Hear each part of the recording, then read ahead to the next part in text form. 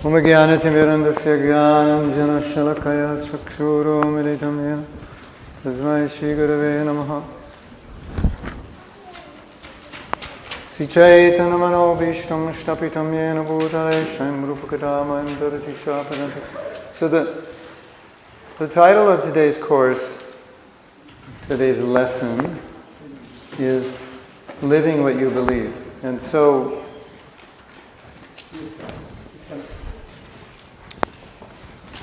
how many of you have ever said in your life that I know I should do blank, but blank, and after the blank is an excuse? Does anyone not get any paper? Raise your hand. And if you need a pen, raise your hand and Daniel will give it to you. I'll rephrase the question. Has anyone ever not said that? I know I should do blank, but. Has anybody never not said that in their life? It's a trap. So what's happening is, when we say that, what we're saying is, I have the knowledge, I know what to do, but either I can't do it, I don't feel like doing it, or perhaps I don't know how to do it. There's some disconnect. But more specifically, the way I would put it is that there's not a connection between the head and the heart. And we go to many classes and we get information in our head which doesn't transfer to our heart. And so, in many ways, we're out of alignment with what we believe, isn't it? I was making the point yesterday. I believe I was making the point yesterday that sometimes devotees come to forgiveness workshops, but they shouldn't, because they shouldn't have any need to forgive. There should be no one to forgive, because nothing happens except what we deserve, right? That's head knowledge. But head knowledge and heart knowledge are different. So devotees will say, I really need to forgive, or resentment is really a problem for me. That doesn't make sense, does it? In theory, on paper, it doesn't make sense, does it? You have a philosophy that says, whatever happens to you is a consequence of your action. So why would you have to forgive anyone? That doesn't make any sense, does it? So that's an example of the head understands, but the heart's in a different place. Why is the heart in a different place? Because we're conditioned souls. So you come to Krishna consciousness with conditioning. You think a certain way. You feel a certain way. You respond a certain way. I was giving class this morning, and I was talking to devotees about certain devotees I know who are very nice and very loving and very affectionate if you agree with them. And if you don't agree with them, they'll argue with you, and if you still don't agree, they'll kind of write you out of their life. Have you ever met anybody like that? Or are you like that? So it doesn't make sense. If someone's a devotee, why would they do that? Because a devotee, we know, is more humble than a blade of grass, right? You more humble than a blade of grass? You must be, because you're a devotee. Hare Krishna. Yeah. But after you stay in Krishna consciousness a while, you realize, okay, we have a philosophy which says this is the way it's supposed to be, and then we have us, which is how we are. We are a certain way. And so what we're trying to do is the philosophy and us, we're trying to make it one. So that, for example, let's say someone did not understand the philosophy, but by living with you, they would understand it, just by seeing you. You won't have to tell them anything. By seeing your activities, they would more or less understand. Well, they would understand a lot about Krishna consciousness by seeing your behavior. That means you live what you believe. And they could understand, oh, you must believe this because I can see by your lifestyle you do certain things or you say certain things. So I call this the 19th chapter of the Bhagavad Gita. So the 19th chapter is you. How you live the other 18 chapters. So you write your 19th chapter. And so then I would like to ask you, if you were to write your 19th chapter, how would it align with the other 18 chapters? This is my 19th chapter is your life. How does it align with the other 18 chapters? Is the 19th chapter the same as the other 18, or is it a little different? You don't have to answer because I know the answer. The reason you didn't answer is because it's too embarrassing. Right? Yeah. So that's the idea of alignment. And I think personally, I think the greatest service to Prabhupada is to be an example of what he teaches. Like when someone sees you, they say, when I see you, I think of Prabhupada because you do everything Prabhupada says. You're a living example of his teaching. Wouldn't that be the greatest honor you could give to Prabhupada? And they say the best way to honor a person is to live their teachings. Right? So that's what this is about. Now, I know I should, but blank, blank, blank. Right? And what comes after the but? An excuse. An excuse which is an explanation of why I believe I can't do that. Right? Yes? Yes. Yeah. I know I should get up at such and such an hour, but I know I should read Bhagavatam every day, but I know I should chant better rounds, but now, according to the Bhagavad Gita, I know I should, but is symptomatic of tamagun. Because tamagun, it is described, you may remember, that you can't get past the dreaming stage. You only get to the I know I should, and after that it's all downhill. That's tamagun. I know I should, but it takes so much time. It takes too much energy. It's so boring. It's so hard. I don't really feel like it. I tried it before. I can't do it. It doesn't work. That's I know I should. But tamaguna. And sattvaguna is I know I should and I will. That's a sattvaguna because Krishna describes sattvaguna as determination which is unbreakable. In other words, once you decide to do it, that's it. It's done. You don't have to think about it. That's sattvaguna. You know anybody like that? They're like so determined. If they just say, I'm going to do it, it's like, the world could blow up, they'll do it. Right? And there are other people, the world doesn't have to blow up and they'll never do it. Right? You've seen both? Yes? So, these are kind of textbook examples of sattvaguna and tamaguna. So sattvaguna is, once you decide you're going to do it, that's just what happens. There's no duality. That becomes your lifestyle. So what's a good example of that for us? When you drive by McDonald's, you don't say, I know I shouldn't eat a Big Mac, but no devotee says that. I'm having a really hard time. Tomorrow I'm going down a different street because when I drive by McDonald's, it's like, I don't know if I can, I know I should be vegetarian, but it's really hard. No, nobody says that. Why? Because there's a complete alignment, right? Vegetarianism is our lifestyle. There's no inside, outside, phony, in public I'm vegetarian, at my home. No, that doesn't happen for devotees.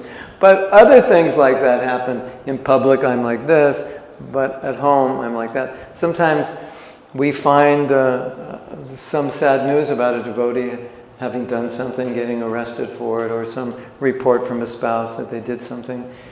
And everyone is shocked because in public at the temple, they were always the most humble and they always did service and they were always so sweet and nice. But they had a different life. Private life. So the word integration comes from the word integrity comes from the word integration. So integrity means you're integrated. So outside, inside, everything, it's the same. You're not two different people. You're not like Dandavat Prabhu at the temple and like a mad lion at home, destroying everybody. Actually, Bhaktisiddhanta had disciples, he called them Dandavat Prabhus, because they didn't do any service, they just paid Dandavats. Whenever they saw him, Guru Maharaj, Dandavats, and they didn't do anything. So something like that, you look good, you look like a devotee, but inside, maybe it's different. In your private life, it's different. So integration means you're integrated 24 hours a day. Now, one of the things that I find very interesting, and I was hitting on this a little bit yesterday, when I was talking about the qualities of a devotee and how many of these qualities, or the sattvic characteristics, or what is commonly known in the secular world, more commonly known as virtues, many of them are relational. They're in relation to people. Tolerance. We have to tolerate people. Some people are difficult, or many people are difficult. We have to tolerate traffic. Traffic means you're tolerating people doing stupid things when they drive. We have to be kind. Kind to who? People or animals, but we're normally interacting with people. And so if you think of the different qualities of devotee, humble, meek, kind, and so forth, you can see how many of these qualities are just interactions that they can be engaged with when you interact with people. So for example, some people say, I can't be Krishna conscious at work. And I say, but you're interacting with people all day. So it's an opportunity to practice the qualities of a devotee, right? So somebody does something to disturb you. Now you can practice tolerance or empathy. You can try to understand why they did it. Isn't it? So here's my little, I don't know if you call it a joke, but here's my little pitch. That we think sadhana ends at 9 a.m. Like Shruti Kirti told the story and Prabhupada finished his rounds, now I can do any damn thing I want. But we kind of say that without realizing, it's 9 o'clock, time to go to work, now I can do any damn thing I want. Because sadhana is finished. Isn't it? You agree? Those of you who work, it's kind of, how can you be Krishna conscious at work? There's so many materialistic people and the way they treat you. And you think of that, what I find so interesting is in Bhagavad Gita, there's no disclaimer that this shloka is only valid before 9 a.m. and after 7.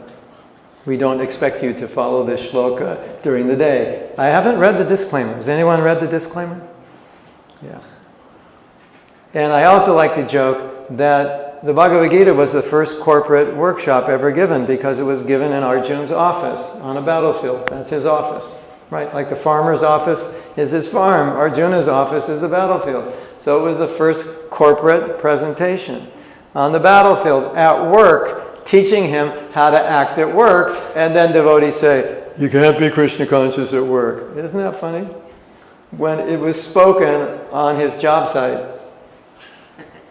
So I think this is important. Sadhana does not begin sadhana does not end at 9, it just changes a little bit. Now, after 9 o'clock, you are engaged in aligning everything you've learned before 9 o'clock, everything you've practiced when you go out in the world, so you can be it. You can be the real thing. Right? Like we were talking yesterday, what if you meet some person and they harass you? Is that a lesson, or how do you deal with it? And the answer is always, you deal with it as Krishna has taught you. It's so funny. I always get this question, what if somebody does this, how should I act? And inherent in that question, the devotee is thinking it's okay to not act like a devotee, because otherwise, why would you ask the question? I mean, don't you know how to act? Isn't it clear in the Gita how to act? Isn't it? But why would you have to ask, in this situation, how do I act? No, Krishna's telling you how to act in every situation, isn't it? Krishna doesn't say, be compassionate only on Tuesday at 4 o'clock if this happens. Right? It's every situation, everywhere. And then we ask the question, what if this happens? How should I act? What do you mean, how should you act? You're looking for like, is it okay if I just beat him up because he was so bad? Is there somewhere in between the shlokas that there's an allowance for that? That's inherent in the question. We're looking for an answer which says, you don't have to follow what Krishna says. Why don't you have to follow? Because this guy is really bad. And therefore, is it okay that I'm bad to him? Nowhere that I've read does it say that. Have you? Is it okay to be demoniac and act in Tamagun? Has anyone read that? No. So, sadhana does not end at 9 o'clock. It just changes a little bit. And now you're out in the world and you get to practice what you're learning in the real world. Like Krishnadas Kaviraj was saying, you can curse people to take a Bhagavad Gita. They upset you. I don't know if that's the best thing. But anyway, just give them the Gita, that would be nice. But whenever we're tempted by situations, traffic is one, we're surrounded by long lines at stores and slow cashiers. You ever been in that situation? Long line, slow cashier, and the person who's checking out can't find their credit card, and you're in a rush. It's a dangerous combination, isn't it? And you feel like, if something doesn't happen, I'm going to kill somebody, right? You ever feel like that? Something like that? Yeah. There's actually a drama like this. They're so funny. And a professor, he was telling the students what their life is going to be like when they graduate. And he said, you're going to work all day, you're going to come home to an empty refrigerator, and then you're going to go shopping, and you're going to be in a long line with the slow cashier and the person who can't find their credit card or is pulling out their coupons to get like 3 cents off, and going through it if it's the wrong coupon for the wrong product and trying to... Have you ever been in a line like that? And you're like, here's $1. Give me your coupons. So they did a drama like that. It was hilarious. And all the people, one girl's in the line, she's talking really loud on her phone right behind you about all the stupid stuff you don't want to hear about. Or on an airplane, sometimes, I get to sit in front of someone with a really loud voice who tells you about their whole dynasty and their daughter and their granddaughter and their son and what he's doing. You ever been there? When I own an airline, it's going to say, please be courteous. The people in front of you can hear everything you're saying. So, it's at times like, anyway, in this video, it was so funny. So the girl is yelling in the guy's ear, who's in the line. This is the student who just graduated. And then behind him, there's a guy, big, fat, messy, white trash kind of guy, eating potato chips all over his face and his shirt, and he's got a big beer belly. Just like the kind of people you don't want to be around. So just exemplify what we have to go through. I mean, it was classic, really well done. So we're all in these situations, and we're thinking, there's no way to practice Krishna consciousness in the world. What are you talking about? There's people are disturbing us left and right all 24/7. What do you mean there's no chance to practice? There's a chance to practice tolerance all the time. So Krishna's saying do A, B, and C, and it's in our head, and it's supposed to go in our heart 24/7. And therefore it is said the greatest distance in the universe is from the head to the heart. That's the longest. To get that knowledge into the heart. So when Sanatana Goswami was instructed by Mahaprabhu, after he got the instruction, he prayed, he said, now I pray that whatever you've taught me will be realized. Realized means will be practiced. So that's the idea of alignment. We all have it in our head, we all know. Now here's the problem. Every class you go to means you know something more that you should do.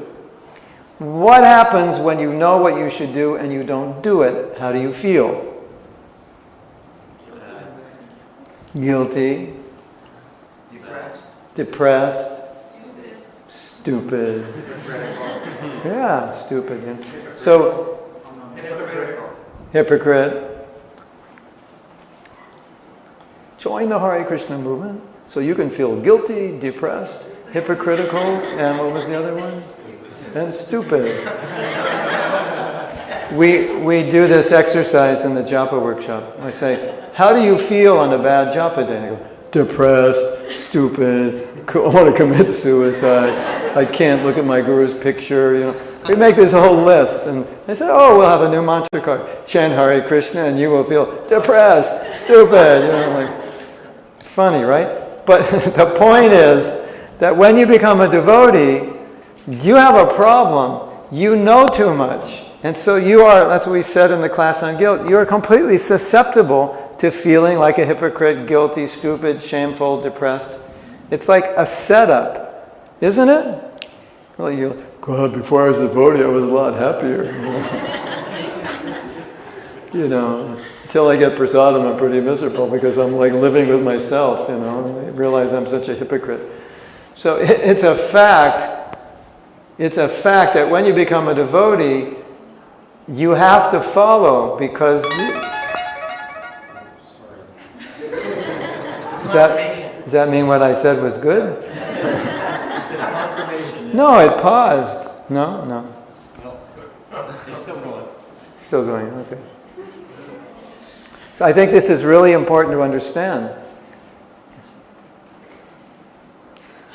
There, won't do it again. When you become a devotee, every class you go to, you learn something you should do. And so for every time you learn something you should do, there's the potential not to do it, which means there's potential to feel stupid, hypocritical, depressed, and what was the other one? Suicidal, guilty. Join the Hare Krishna movement. You will feel suicidal in no time.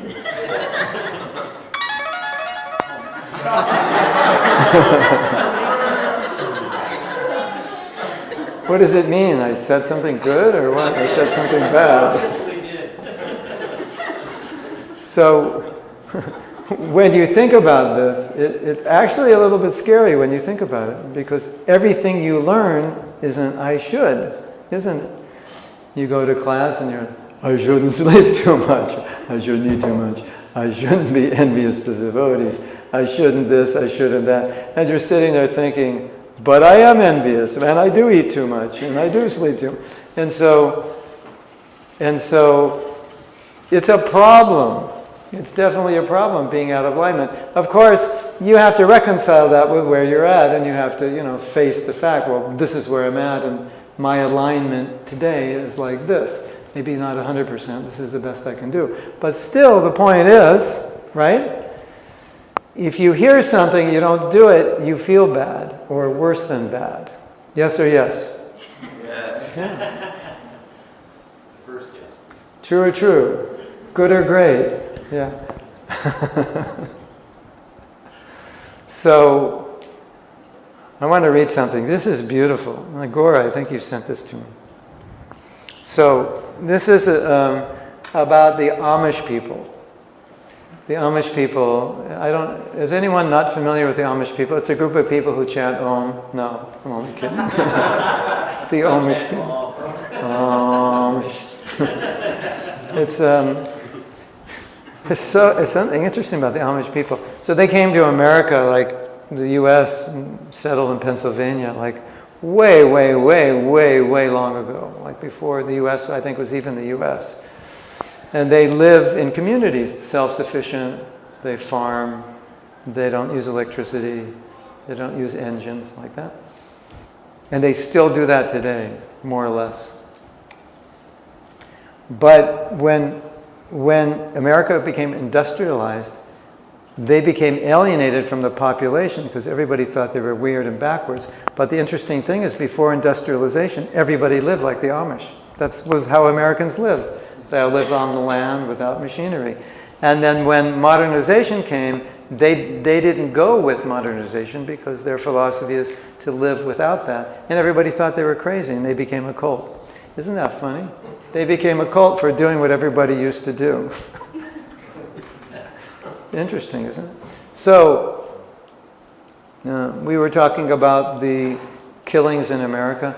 I just read somewhere, some country said, don't go to America, it's dangerous. You know, some country we would think is dangerous, they put out a notice to their people, don't go to America because it's dangerous. Right? So, Israel. Yeah.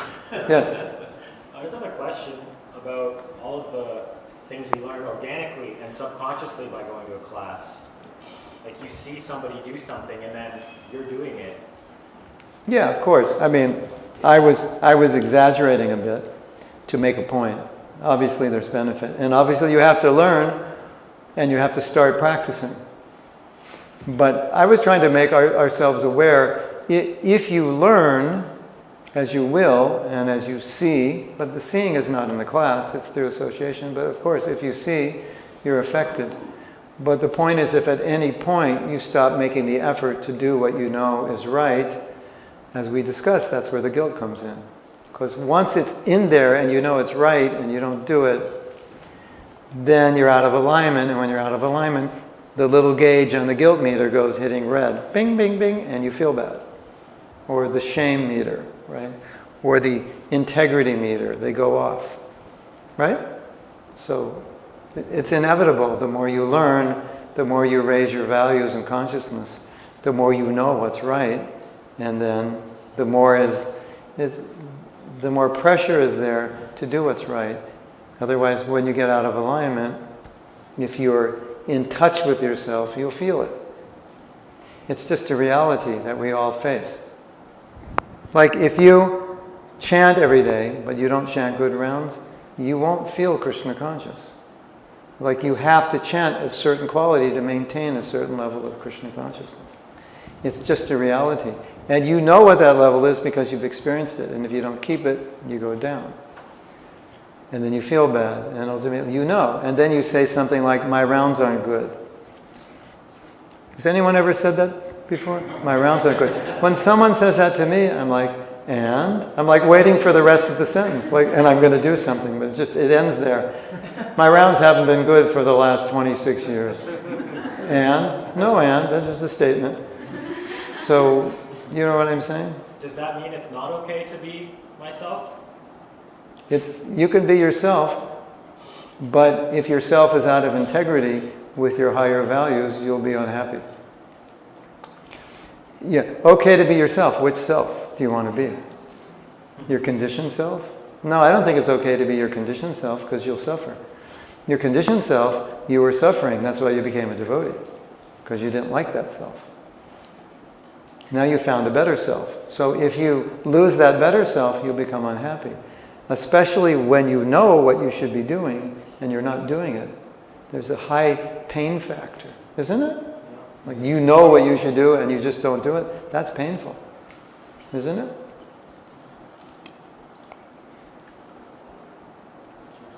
Does it not feel good to know you are trying to climb the mountain, even if you are taking rest? Yeah. Trying. Yeah, I'm not saying that you can perfect it, but if you give up trying, that's when you'll have the problem.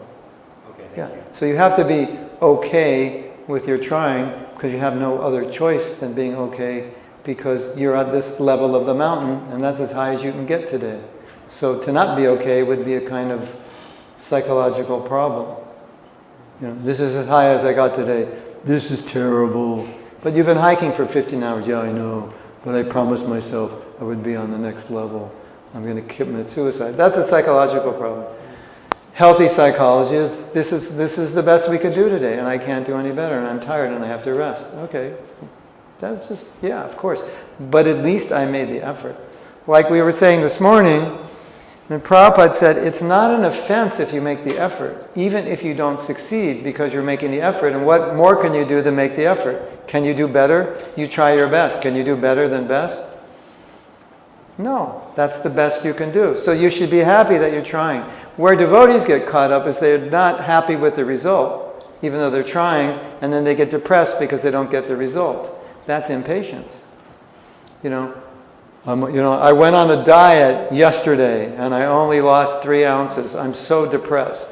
And everyone's looking at you like, why are you depressed? It's going to take a while to lose the weight. Yeah, whatever. I only lost 3 ounces. So that wouldn't make sense. Right? So if you're doing your best, then you're satisfied with where you're at, because you can't be at anywhere else. And you say, yeah, well, but if I were him, I could be better. Yeah, but you're not him. So get over it. You're not him. You never will be. You just are who you are, and you've done your best. Why should you not be satisfied with your best? It doesn't make sense. So that's fine. You're still in integrity because you have your eye on the top of the mountain. So that's your integrity, the top of the mountain. And because your eye is on top of the mountain, you will get there. There's no question, right? Because that's where you're headed. So you're down on another level. That's fine. You can only be on another level. There were so many devotees who asked Prabhupada, like, when's it going to happen? I've been chanting for so long. So long was like 3 months. I'm not self-realized. I've been chanting for 3 months. I want my money back. And Prabhupada's like, hold on. It's going to take a while. He didn't say chill out, but in his own way, he just said, chill out. It's going to take time. Be patient. And he gave the example, like a woman gets married. Where's the baby? Well, it takes 9 months. Yeah, I want it now. So he gave that example. So it's similar, You're in the process and you're trying your best. Be happy. What more can you ask for, right? So, yeah. That's your best self. So now you're connected with your best self. That's fine. So, unfortunate thing happened in this community. There was a shooting. One crazy man, this was 2002, went into their school. And I think there were like 10 boys and girls. And he got the guns, told all the boys to leave. All the girls were there, and he shot all 10 girls. 4 survived, 6 died. It's a tragic, tragic event. And then he killed himself. And that evening, the parents of 3 of the girls who were killed went to the wife of the deceased man now, the killer, and told her, we want to let you know we forgive your husband for what he did. And then the icing on the cake was, and you can live in our community. We will take care of you. This is like, wow. So I've told this story many, many times, and I've asked the following question to the devotees, which is, if this happened in our community, would we do the same thing? To which out of about asking this question to maybe, let's say 1,000 devotees, I only got one yes, because they didn't understand the question. Someone raised their hand, I go, you didn't understand the question. Everyone would say, no, we wouldn't do that. And so I joke, this is my joke, but unfortunately the joke is true. If that happened, we would have a meeting. What should we do? And then some devotees would say, we should forgive. Other devotees would say, no, the man should be punished, you can't just forgive. So there'd be this debate going on, right? Till about 9 o'clock, and everyone would say, we're all tired, let's have a meeting next week, we'll continue discussing. What happens next week? Of course, in next week, not everybody shows up, right? So we can't have the meeting next week because everyone who said they were going to come called in next week, and not everybody, but some of them. So okay, and then we try to schedule another meeting, but everyone's busy, and he's flying here, and he's going here, and I go. So the next week is three weeks later, and then we start to have the meeting, and it kind of hits a brick wall, and it's just like nothing happens. Sound familiar? Yes? No? Welcome to ISKCON. So, of course, that's my joke, but it's not far from the possibility of what could happen in a situation like this. But at least all the devotees agreed that evening we probably wouldn't have gone and said, we forgive your husband. We would be grieving and just wondering how to deal with it and so many things. So, I want to read this amazing, amazing excerpt from a talk that was given at the National Cathedral in Washington. It was a sermon about the Amish people and how they reacted. And did you send this to me? I think. Oh, this is actually life-changing. What he said. Do you remember how remarkable it was that the Amish men and women in Nickel Mines, Pennsylvania, forgave the killer of their children and embraced the killer's wife? There was no indication of any deep struggle in arriving at their amazing decision. I'm going to read that again. There was no indication of any deep struggle at arriving at their amazing decision. And he explains why. They had been preparing for that act of forgiveness for a lifetime. They had been preparing for that act of forgiveness for a lifetime. In other words, it was their philosophy. They lived it. They lived their philosophy. So they didn't have to, you don't decide something that you live. You only decide, you have to decide if you don't live it. Should we do it or shouldn't we do it? Should I eat a Big Mac? Shouldn't I eat a Big Mac? No devotee has to make a decision whether to eat a Big Mac or not. It's just something we don't do. You understand the difference between lifestyle and decision? So when you're making a decision, it means it's not in your heart. It's not your lifestyle yet. It's not aligned yet. Does that make sense? Yeah. Okay, so let me read it. This is beautiful. They had been preparing for that act of forgiveness for a lifetime. It was built into their practice as people who forgive. It wasn't a decision. It was who they had become. It wasn't a decision. It was who they had become. Is that beautiful? Analysis? So what are the 2 points? The two main points that stand out here. Why didn't they have to decide? Because it was built into their practice as people who forgive. That's who they were. It's who they had become. Does that make sense? So alignment means that what we learn in our philosophy, the practices, the mentality, it's supposed to become us. It's our lifestyle. Does that make sense? Yes? No? Yes. Okay, now we're going to do an exercise which you are going to hate like anything. But it's really good for you. And in the end, you'll end up loving it. But I'm just giving you a warning. This exercise is very revealing about where we are out of alignment.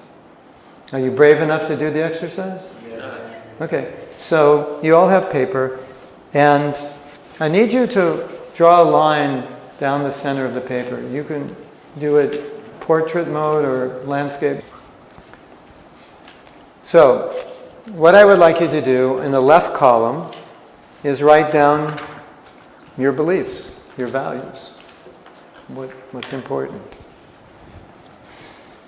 I believe in being healthy, I believe in japa, good japa, reading shastra, saving the earth, protecting cows, whatever you believe. Just write it down. And these are the things that are important for you. Guidelines for your life. Believe in being good relationships, being nice. I believe in sattva guna, determination, anything.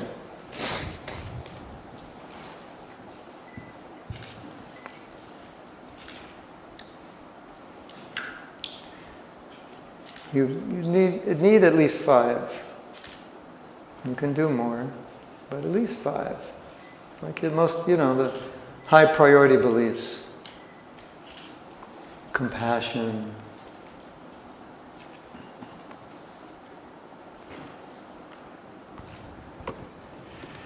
Eating healthy, whatever.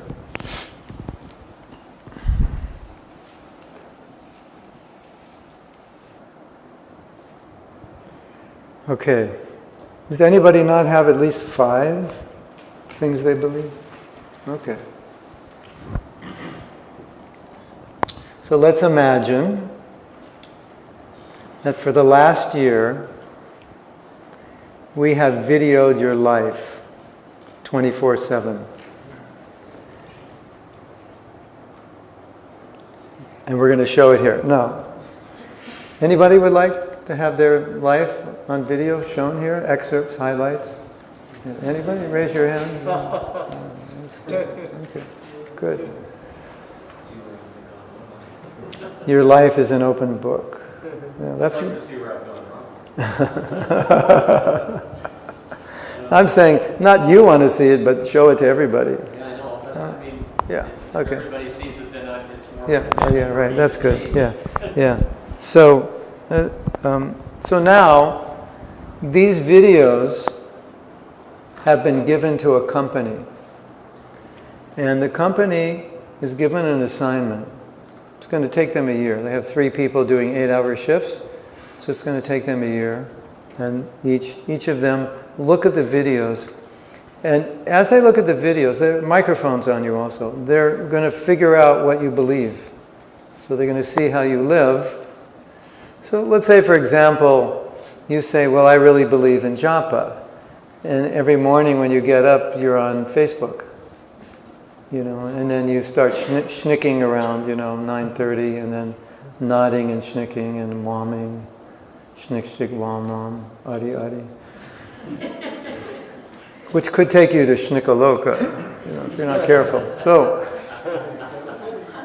the Schnickadudas will come and take you to Schnickaloka. If not the Schnickadudas, it's the Wamadudas to Wamaloka, or the Aridudas to Ariloka. So you have to be careful.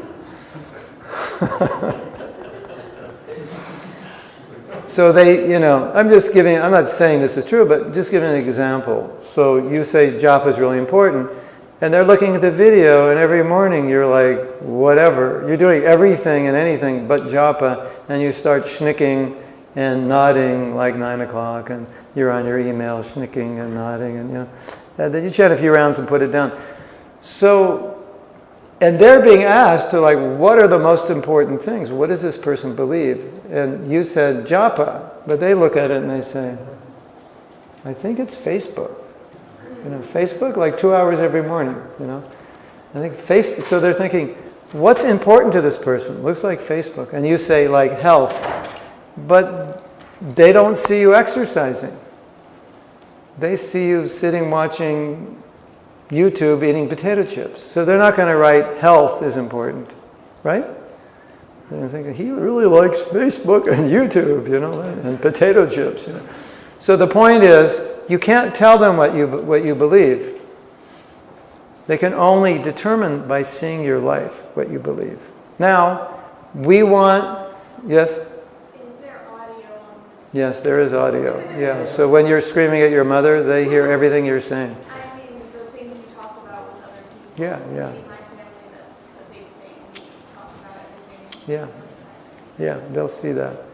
I mean, if you say, I believe in kindness and compassion, and you're screaming at people, they're not going to write that down. But what we want to do, what we want to strive for, or if you already are there, that the left column and the right column would be the same.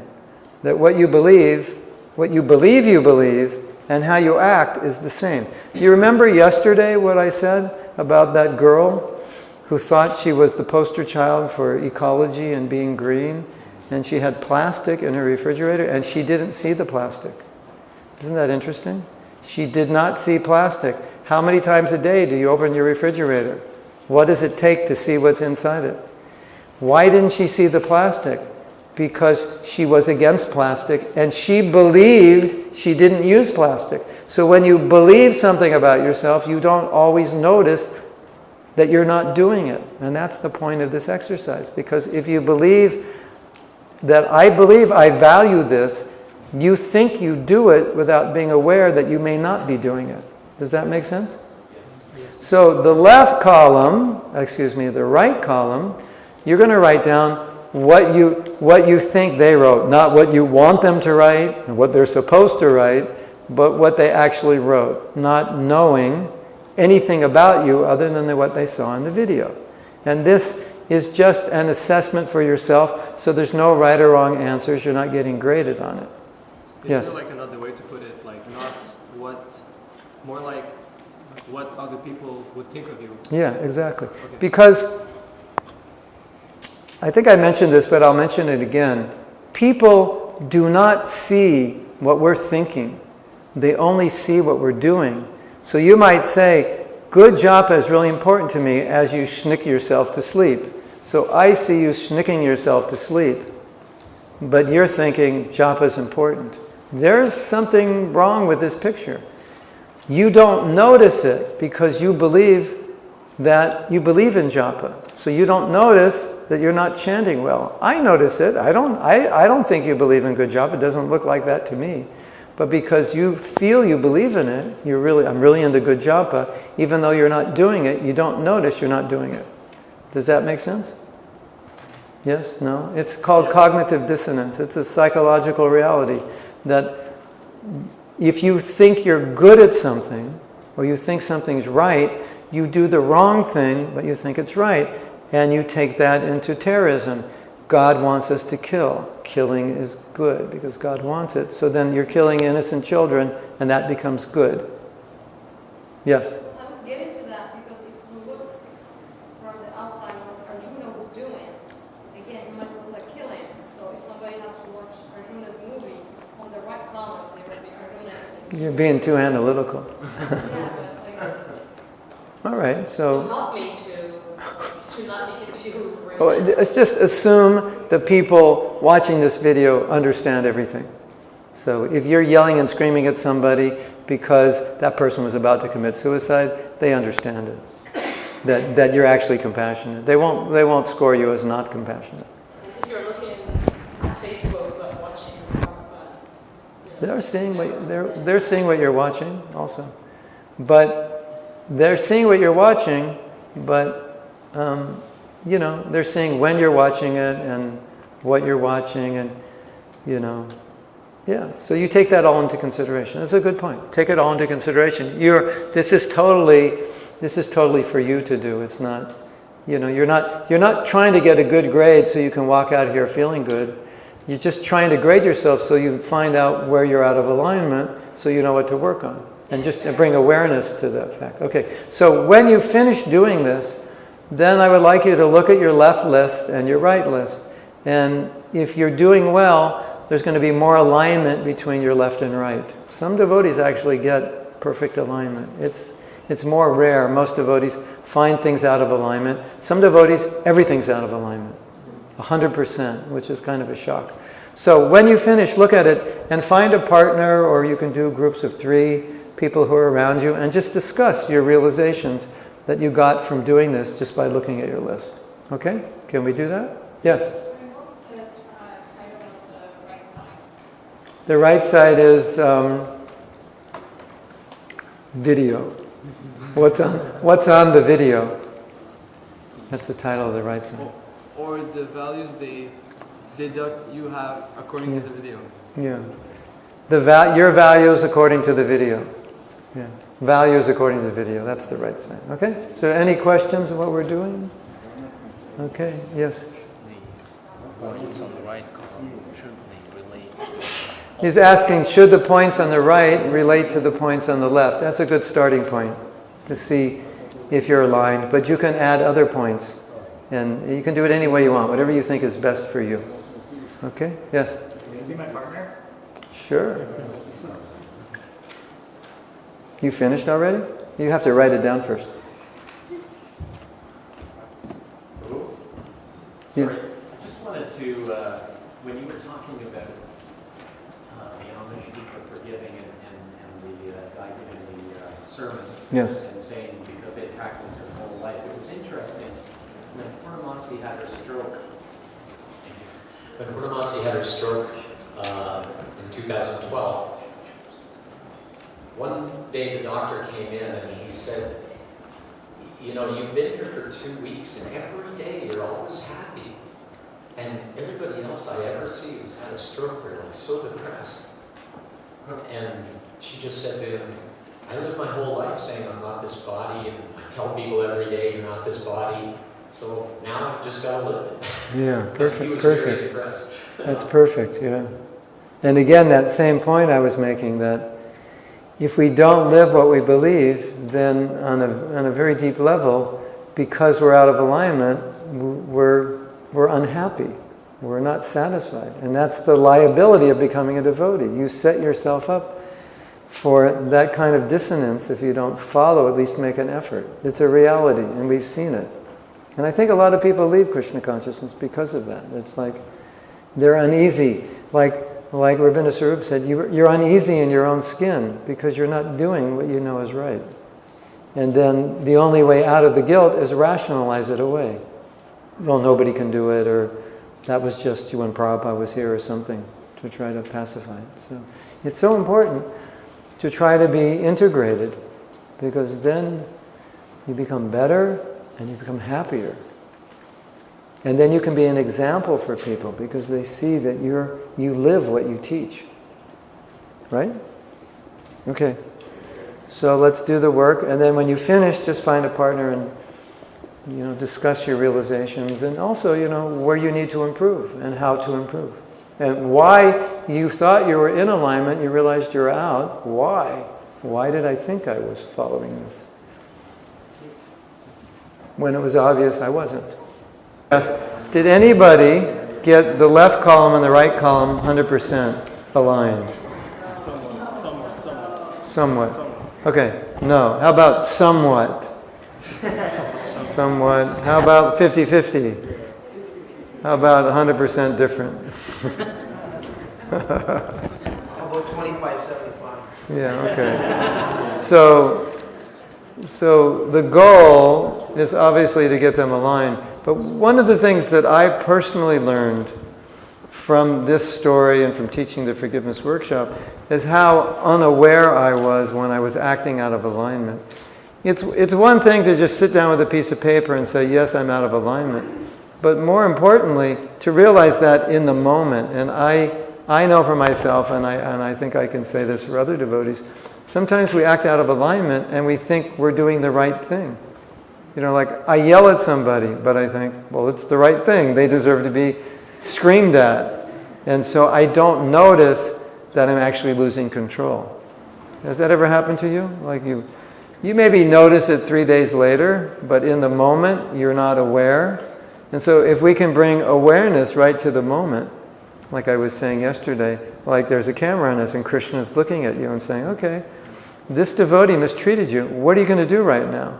And bring awareness that as I'm becoming upset or angry or vengeful, etc., I'm out of alignment. This is not what I'm supposed to be doing. That will be a great, great benefit to you and to the movement.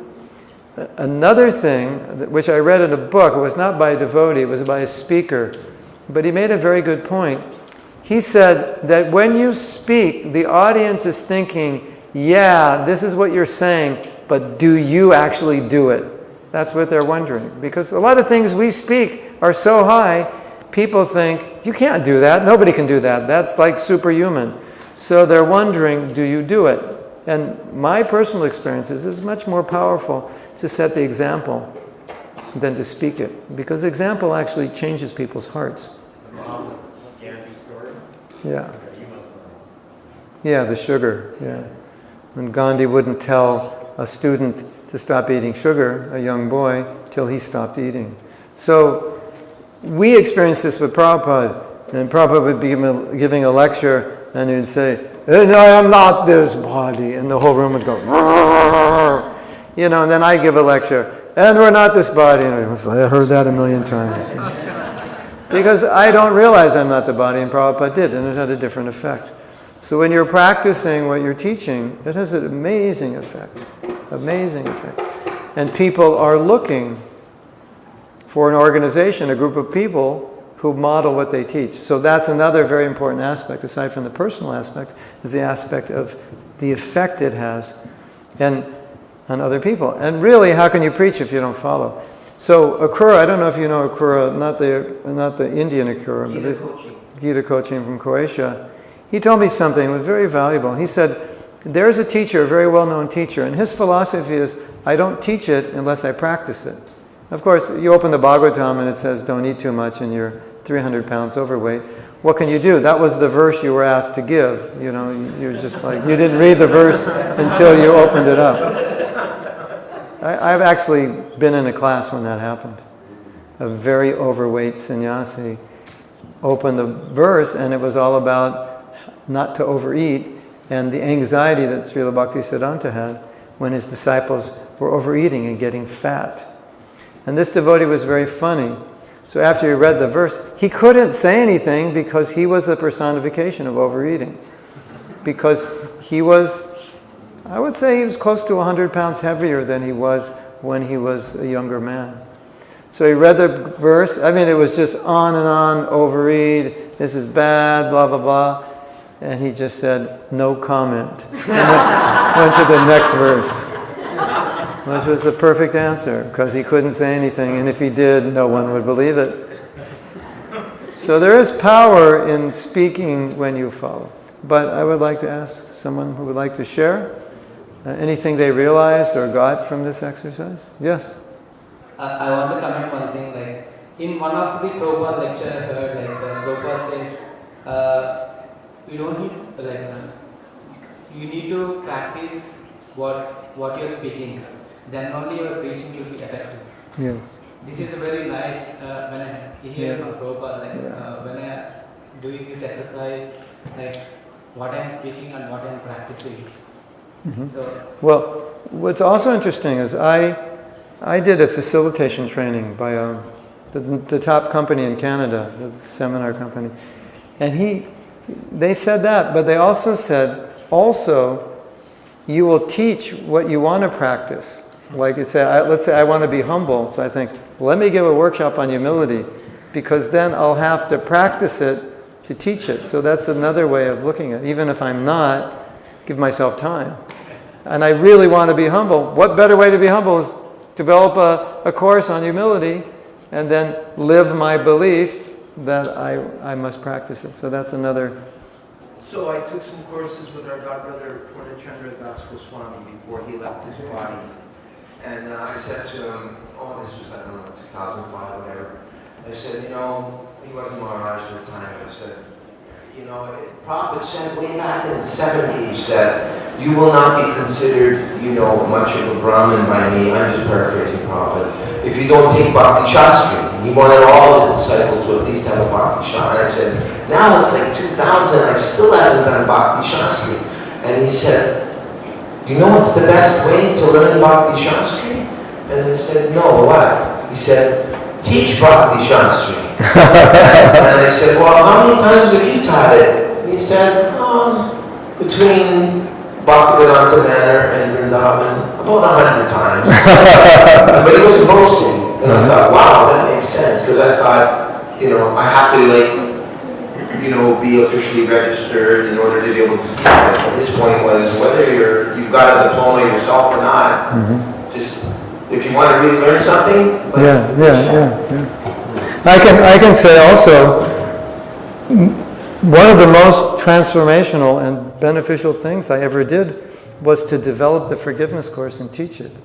It changed me dramatically in ways that I think the average devotee just doesn't understand how powerful forgiveness is. But it's extremely powerful. In fact, by teaching it, I kind of had the visual, this is the visual. Forgiveness is the center of the wheel, and every anartha is connected to it. And once you break the center, all the spokes fall out. It was that dramatic. wow. So, because I went so deeply into it, on a psychological and spiritual level. So it's been so good for me to teach it. I think good for any of us to teach compassion, teach humility, the really important things. Japa, my japa got so much better from teaching it. Incredible. And plus also, when you teach it, there's this psychological mechanism stuck into your subconscious. I better live this because I teach it all the time. And I don't want to be this huge hypocrite. So, I have to do it right because I'm telling people to do it this way. So it has that chastening effect. Yes? Yeah, so sometimes I see a devotee who obviously has a lot of resentment or a grudge towards somebody. And I'm emphasizing forgiveness, that it's really important. Otherwise we're going to die sooner. And I've heard often the comment, well, I'll forgive, but I won't forget. And I'm thinking, when someone says it like that, is that kind of an indication that they're deluding themselves possibly? Could be. Yeah. But I think your point is very well taken. Do you want to die with this on your chest? or it being a cause of premature death. Yeah. Yeah. It has such a negative impact on your liver, on your organs, on your mind. It's like self-inflicted torture. It's like a cancer. You know what Suniti told Dhruva? But Dhruva was so angry after he'd come back from his father, and she was saying, you know, if you hate him, you can't avoid being contaminated by your own hatred. You can't get around it. It's like you're harming yourself by your hatred of another. And Prabhupada, he quoted this saying, it must be a Bengali saying, when you kill a skunk, your hand is going to stink.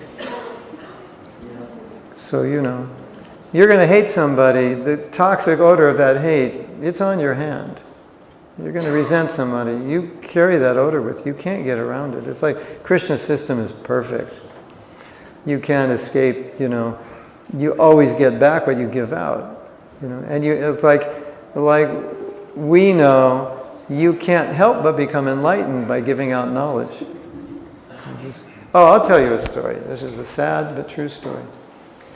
Long, long time ago, once upon a time in the ISKCON Sankirtan history, devotees were selling albums, but they weren't Krishna conscious albums. It was a way to raise money. And overproduced albums, you know, a rock star makes an album and they project he'll sell 1 million, but it's a flop and he only sells like 300,000 or 400,000. So they have 600,000 they can't sell. So it goes to some warehouse, and the music stores don't get it. I don't know who sells it, but they clip the corner of it, which means, right, it's a cutout or something. Put a hole in it. And then you buy them for 50 cents to $1. You know, I guess people buy them for flea markets or something, you know, swap meets. So one devotee found out about this, and he said, well, this would be great, because we could buy these albums for 50 cents, and then we could go on Sankirtan and give people these albums, like 2, 3, 4 albums only cost us $2, and the retail value of the album would be like 40 or 50. So even if they gave 20, it would be a great profit. And so the Sankirtan collections like doubled. And then sometimes they would give a book with it. It was a great way to make money. Of course, when you're selling rock and roll, what are you selling? Baby, I love you, let's come home tonight, you know, we'll do it, you know. That's what you're giving out, right?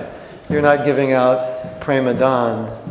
And so when you give out Prabhupada's books, you get all that, what you're giving, you get it back. You see devotees, they're so ecstatic because they're giving out knowledge. So I was a Sankirtan leader at the time. I was vehemently opposed to this. But I was out of my control. And I never saw the brahmacharis so disturbed in my life.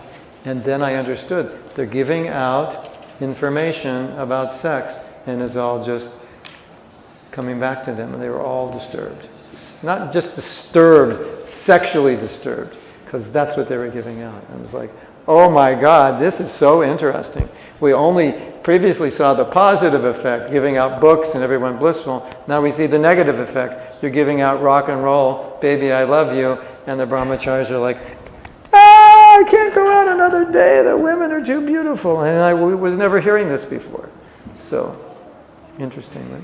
Okay, we have one more sharing, and then we'll take a break, and then we'll have Kira.